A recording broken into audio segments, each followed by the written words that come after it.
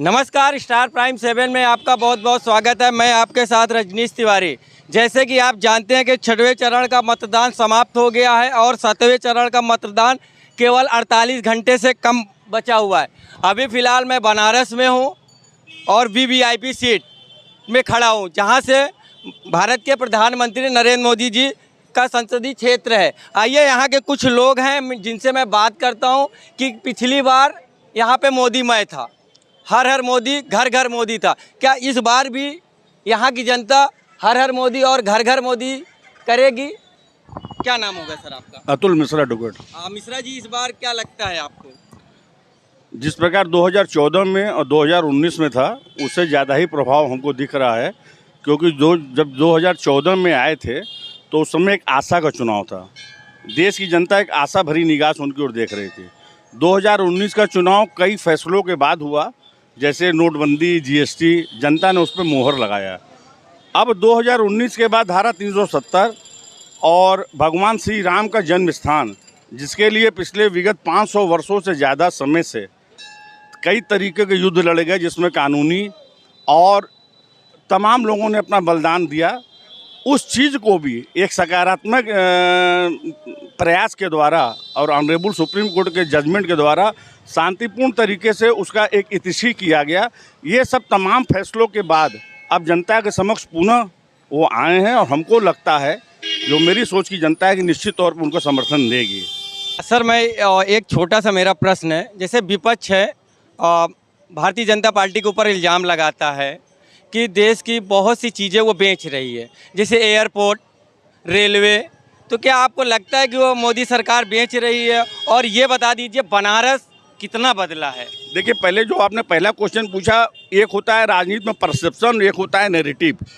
Narrative बनाने के लिए, जनता के बीच में मुद्दा उछालने के लिए लोग कुछ भी बोलें, लेकिन मेरे समझ से जो समझदार और पढ़ी लिखी जनता है वो जानती है, पहले 70 एयरपोर्ट था, आज 174 एयरपोर्ट है।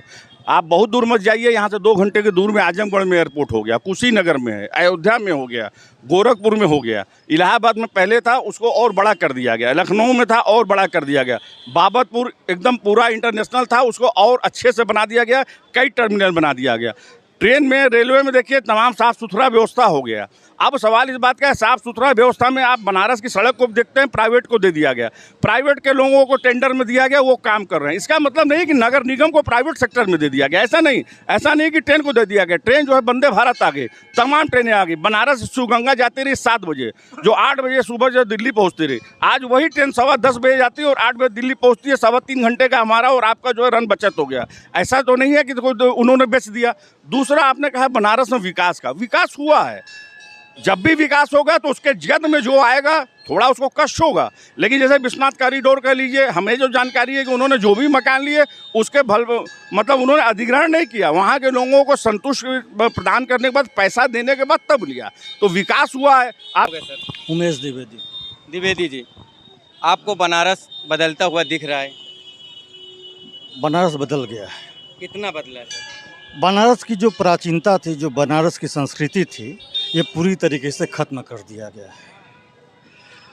बनारस में जो दिखाया जा रहा है, झालर लगवा देना, बिजली लगवा देना, चूना छिड़कवा देना, 4 बार सफाई झाड़ू लग जाना, यह यहाँ के विकास का पैमाना नहीं है।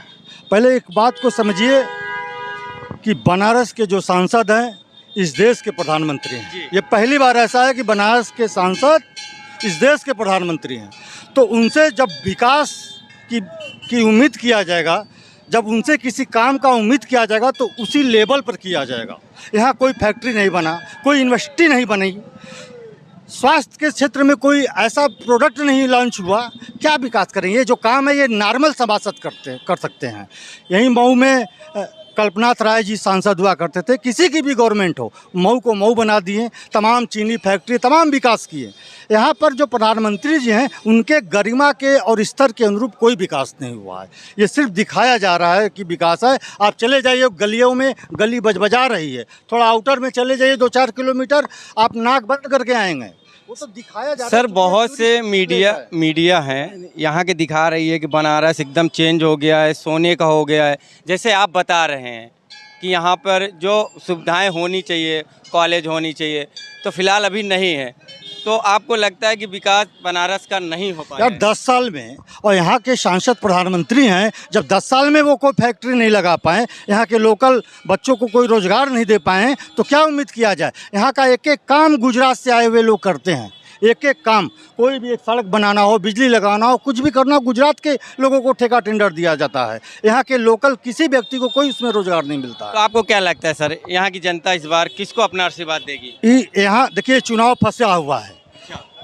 1 दर्जन मुख्यमंत्री, पूरी इनकी कैबिनेट उतर के यहाँ के गलियों में, यहाँ के सड़कों पे डोर टू डोर गई है। ये इस बात का डर है कि कहीं हम चुनाव ना हार जाएं।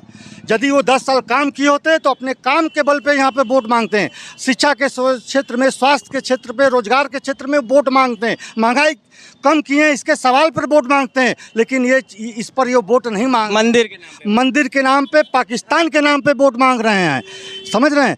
तो ये डरे हुए हैं और इतना साइलेंट वोट गिरने जा रहा है। भाजपा के जो लोग हैं, जो भाजपा के वोट करते थे, वो अपने आप को ठगा हुआ। सर एक प्रश्न और है मेरा, आप जैसे द्विवेदी हैं आप, जी हाँ, आप भाजपा वाले इस चीज़ को कहते हैं, अभी आप जैसे बहुत से प्रश्न उठा दिए भाजपा के प्रति कि हाँ विकास नहीं हुआ है। अभी हम राम का नाम न लें, अभी आप उनकी बातें नहीं कर रहे हैं।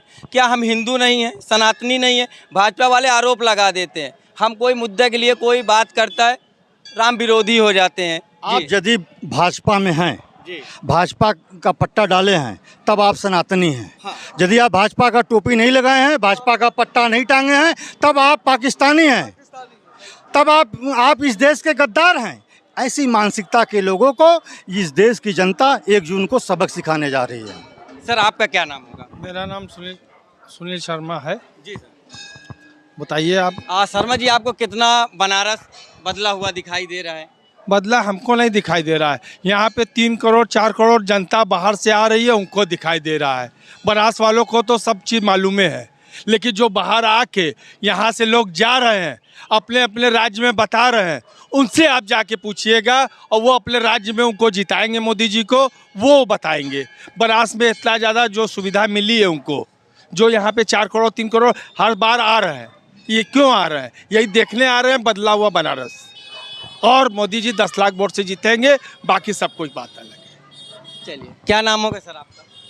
दिलीप तुलसियानी, सर समाज। इस बार आपको क्या लगता है कि बनारस की जनता किसको आशीर्वाद देके सांसद बनाने वाली? जनता किस मुद्दे को लेके वोट करे? अब आइए, जनता बनारस देखिए, हम बनारस की अब खाली बात करेंगे, हम न प्रदेश की और न इंटरनेशनल बात करेंगे, न नेशनल बात करेंगे। आप बनारस के विकास की बात करते हैं। बनारस में कॉरिडोर बन गया, विश्वनाथ कॉरिडोर बना, आप इसका लाभ देख रहे हैं। इसके लाभ इतना है कि बनारस में पर्यटक भर गए हैं, और पर्यटक जो भर रहे हैं, इससे रोजगार मिल रहा है। किसको रोजगार मिल रहा है? अब होटल वालों को, टेंट वालों को, साड़ी वालों को, ऑटो वालों को, आप देखिए, नाव वालों को, रिक्शा वालों को, आप जिसको देखिए, आप देखिए कि मतलब जो है ये रोजगार भरमार हो गया है। यहाँ पर रोजगार एकदम भरमार हो चुका है। तो इसलिए इस विषय पर चर्चा नहीं होनी चाहिए कि बनारस का विकास हुआ कि नहीं। अब अभी आप देखिए, ये बनने जा रहा है आपका रोपवे। जब रोपवे बन जाएगा, जो हम 1 घंटे पौन घंटे में हम स्टेशन थे गदौलिया आते थे, 15 मिनट में जब हम पहुँच जाएंगे तो उसमें यात्री और बढ़ेंगे हमारे। तो इससे विकास और हमारा दिन पर दिन बढ़ता जा रहा है। सर महंगाई एक मुद्दा है, विपक्ष इल्जाम लगाता है, तो आपको महंगाई दिखती है? आप पहले ये देख लीजिए, महंगाई तो शुरू से चला आ रहा है। जब कोई सरकार आती है तो क्या पहले नहीं होता था? कांग्रेस के समय नहीं रहा। महंगाई थोड़ा थोड़ा बढ़ते जाता है, थोड़ा थोड़ा महंगाई बढ़ेगा। आप महंगाई को मत देखिए, आप देखिए कि देश किस ओर जा रहा है। कहाँ थोड़ी सी महंगाई आदमी झेल लेगा, वो कोई बहुत बड़ी बात नहीं है। महंगाई बढ़ रहा है तो आमदनी भी बढ़ रही है, आपका पैसा भी बढ़ रहा है। तो महंगाई को थोड़ा सा देखकर हम इसको वोट देने नहीं जा रहे हैं। हम बनारस के विकास को और हिंदू राष्ट्र को देखकर, हिंदू धर्म को देखकर, सनातन धर्म को देखकर हम वोट करने जा रहे हैं। सर पहले नाम बता दीजिए। मिस्टर तारिक बताइए। मैं बनारस का मूल निवासी हूँ। बनारस में मोदी जी ने बहुत विकास किया, और यहाँ से लेके गदौलिया से लेके नई सड़क से लेके 10 में घाट से लेके मदागिन से लेकर सबको रोजगार मिला। यहाँ पे जितने भी मतलब कि दुकानदार है सबको चांदनी है। लेकिन मैं एक चीज़ ये पूछता हूँ कि मोदी जी ने जो 15 लाख रुपए का वादा किया था उसका क्या हुआ? 30 लाख नौकरी देने का वादा किया था उसका क्या हुआ? MBA BSc IIT कर करके उनको जॉब नहीं मिल रही है, वो बेचारे पकौड़े तलने पे मजबूर हो गए हैं। आप मोदी जी ने बोला था ना कि पकौड़े तलो, एक बात बताइए, MBA करके बंदा कोई पकौड़ा तलेगा या ठेला लगाएगा या आइसक्रीम की दुकान खोलेगा? MBA बंदा कम से कम 1 लाख रुपया 80,000 रुपये सैलरी की जॉब डिजर्व करता है, ठीक है।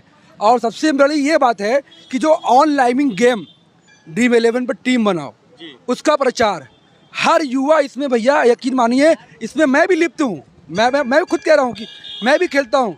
भैया पेटीएम का ज़माना है, ये ऑनलाइन गेम किया, बंदा 2,000 रुपये कहीं से लाया, हार गया। पूरे इंडिया में ये क्रिकेटर, खिलाड़ी, एक्टर्स, ये लोग पूरा प्रचार कर रहे हैं, अब मोदी जी को चंदा दे रहे हैं। और उसमें सरकार को GST भी मिल रही है। सरकार को GST भी मिल रही है। ये सोचिए भैया, कसम में झूठ नहीं बोलूँगा, ईश्वर जानता है कि हर दूसरा बंदा ये ऑनलाइन गेम में जुए में परेशान है। एक तो जॉब नहीं है, एक तो बंदा सोच के शॉर्टकट रास्ता अपनाते हैं, कुछ जुआ खेलते हैं। 10,000 रुपये सैलरी लाया, 5,000 रुपये जुए में। अरे है सर, मैं ये कहना चाह रहा हूँ कि मोदी जी ने जो वादे किए थे 30 लाख जॉब का, तो दीजिए ना। हम तो चाहते हैं कि मोदी जी आजीवन रहें, मोदी जी आजीवन रहे, बीजेपी आजीवन रहे। लेकिन जो जनता को चाहिए वो तो चाहिए ना भैया। विकास तो ये भैया कह रहे हैं कि विकास हुआ, क्यों विकास नहीं होगा? सरकार का काम क्या है? विकास ही करना काम है ना, जॉब देना काम है, ठीक है ना? बात समझ रहे ना सर? तो हमारा मतलब ये कहने का है कि मोदी जी से यही हमारा आर्गूमेंट है कि अगर उनकी सरकार आती है तो वो जॉब दे। और जो बता दीजिए आपको क्या लगता है? देखिए भारत के अंदर में सतत विकास हो रहा है। सन 1914 के पहले इसी दशाश्वमेध घाट पे, इसी दशाश्वमेध घाट के ऊपर में बम विस्फोट हुआ था। शीतला घाट पे बम विस्फोट हुआ था, दशाश्वमेध घाट पे बम विस्फोट हुआ था। भारत के अंदर में आतंकवाद चरमोक्त पे था और हमने दशाश्वमेध घाट में अपने हाथ से बाड़ी उठाई थी। कचहरी विस्फोट हुआ था, संकट मोचन विस्फोट हुआ था। जब से मोदी की सरकार आई, भारत के अंदर में विस्फोट होना बंद हो गया। कांग्रेस के लोग पाकिस्तान के द्वारा मिलकर प्रायोजित ढंग से भारत के अंदर बम विस्फोट करा रहे थे और ये कांग्रेस के लोग चाइना और पाकिस्तान से आर्थिक रूप से मिले हुए थे। जब से मोदी जी आए, भारत के अंदर में 11वीं से 5वीं अर्थव्यवस्था हो गई और भारत सतत विकास किया। लाखों रोड बहुत ही तेज़ी से बनने लग गए और सारे वाराणसी को ले लीजिए, 40,000 करोड़ रुपए, कितना बताया हमने? 40,000 करोड़ रुपए भारत बनारस के अंदर में विकास के नाम पे मोदी जी ने दिया है। शायद जानकारी होना चाहिए, जिस रोड पे आप खड़े हैं यहाँ नाला नहीं बना था, बहता था। आज लोग आके सेल्फी यहाँ पे लेते हैं। विश्वनाथ मंदिर के अंदर में पैटक, बाबतपुर के अंदर में आधे घंटे में रुक जाते थे, समझ गए? और इतना ज़्यादा विकास मोदी जी ने किया है। सुनिए, और मैं एक बात और बता दे रहा हूँ, आखिरी में 2 बात मेरी केवल सुन लीजिए। आने वाले समय के अंदर में भारत के अंदर में भारतीय जनता पार्टी के राष्ट्रीय प्रधानमंत्री मोदी जी 400 पार करने जा रहे हैं और बनारस से 10 लाख वोटों से जीत रहे हैं। और तीसरी बात मैं बता दूं, बहुत बड़ी बात बताने जा रहा हूं, सबको सुन लीजिए। पीओके भारत के अंदर में सम्मिलित होने जा रहा है। चुनाव के बाद पाकिस्तान का पीओके भारत में आ रहा है। और सुनिए,